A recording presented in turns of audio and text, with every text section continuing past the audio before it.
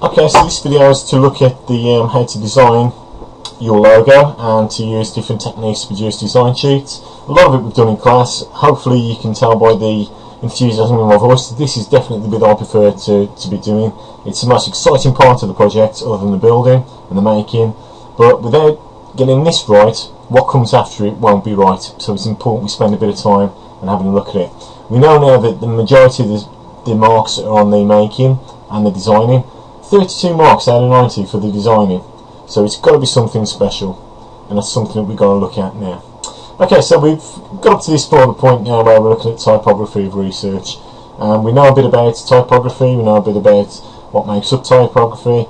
What we need to do is now apply that with the skills, practical skills that we've learned during the lessons. Okay, so what should the design sheet look like? Here we go.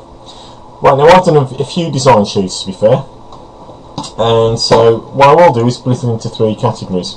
Most of you will be looking at something like this. Now all of these were drawn using grids, as you can see on there, 5x3 for the lettering, or by the area 52. They're names that I've took off the initial design element that we've looked at, but we've got to show the things that we can draw in 2D and 3D. We know that, we've got to use grids. We know that because I've just gone through it with a spec and explained that to you. So what I've done is chose one letter, area, or should I say one name, area 52, and then I split the letters up and draw them accordingly. I've put them in different sort of areas. I've shown the examiner here that I can actually use grids, 5x3 and spacing, so the kerning, etc. I can use isometric, and I did this in 2D design. A lot of these I've done in 2D design, which is literally just drawing an orthographic. This bit is in perspective, so it's in 1-point perspective. This bit is in 2-point perspective. And so what I'm trying to do is show the examiner that, look, I can draw in all these different techniques. I can use them. Now you'll notice that these are very rough techniques. Very rough. There's not a straight line. I haven't used a ruler. I've explained about using rulers and things like that, how it slows the creative side down because it's using a different part of the brain. But what we do is create as many rough sketches as you can, and then we just scan them in. And you can see I've drawn these in blue biro, but we just scan them in then to create a design sort of folder. And what you're looking at this point is to identify the key elements about it. So you can see I've actually started writing and annotating different things about each sort of area, and I'm filling the page quite easy. What I usually find is good practice is, rather than to sit down and say, right, I'm going to spend an hour designing, is to do it a bit at a time each day. Leave a sketch sheet out, as many of you do, and then every time you walk past it, drop another sketch down, write another sketch in, and that way the creativity comes. I've also looked at different things like the Star Wars logo. I've looked at existing products and I've nicked their ideas, if you want, and actually developed my ideas around them, which is perfectly fine as long as you actually say, oh, I'm using this 2-point perspective and identified it. The area 52, like the 18. The circus magazines, this sort of logo down here that I've actually put all mine going around the sides. The Stargate symbol, making this look like a symbol. And I've actually researched things by typing things in like 52 and found out there's magazines and comics already called that. So it's about doing the research. Metallica, then I've got their logo where it sort of comes at the bottom, and it's symmetry each side. So I've looked at symmetry, which is how I've then developed my area 52 at the bottom. Okay, so what do we do then? Well, once we've done that, we've got all the pencils in there.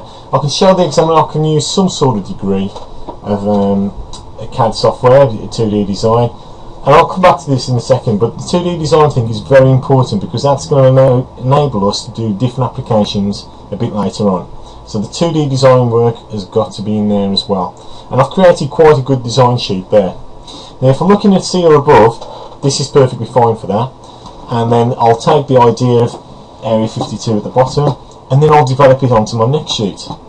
So the next sheet looks similar to this. So I've took the idea, area 52, and you can see there's a lot more writing on here, but what I've done is I've developed the shape. And so when I've developed the shape and I've explained everything on here, all I've done is I've took my sketch and I've did the rough sketch on 2D design. From there, what I've done there is I've changed simple little parts of it, and this is all development. Development doesn't mean you change something completely. All you do is focus on a little part and then just develop it, just change it, emphasize certain things or modify them just to make them slightly different. So in this case, because I didn't think you could read the A that well, on this case what I've done is then gone straight to this part where I've projected the line going up, Very easy to correct in CAD, very quick. That's one of the reasons we use it. I've then developed it further. So on this part, you can actually see that I've then taken the line right the way across. And all I've done at this point is took screenshots. Pasted them in to the design. So I'm showing good development. And of course I've got the design shop to come on after this. This is just the logo. So there'll be loads of designs in my folder by the time I get to handing it in.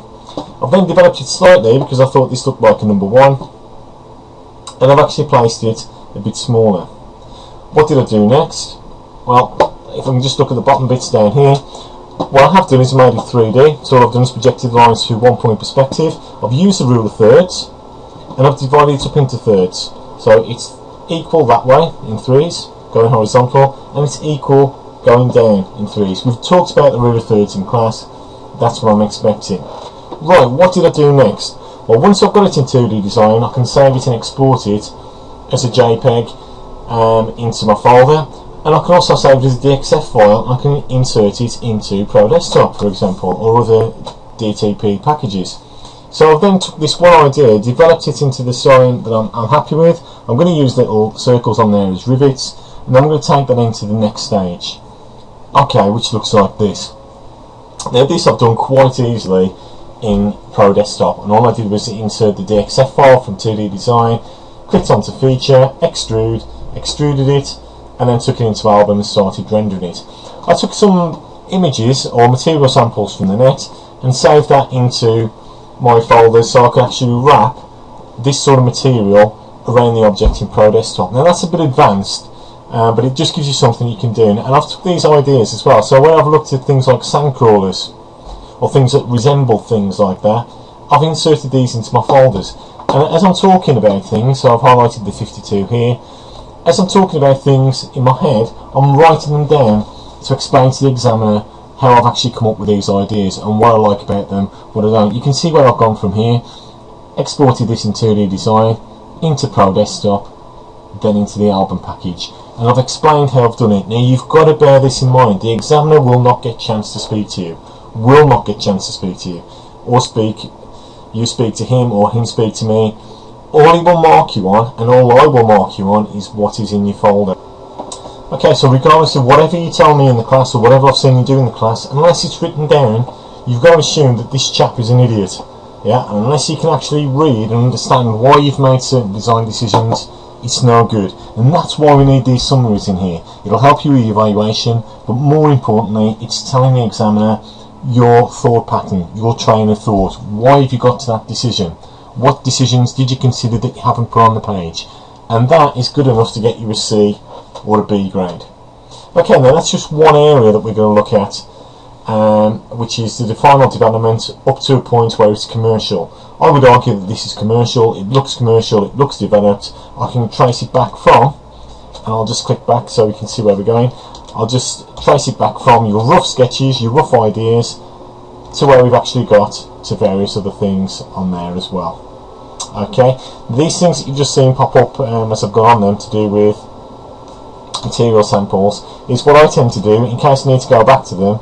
Is literally I'll insert them in, but I'll put a hyperlink to each actual object, so that way if I need to go back to them I can click on them and take me back to that site. So that'll get you an A to a C, but that's just for one name. Okay, next video is going to show you how to do it just a little bit better and tweak it with some new sketches.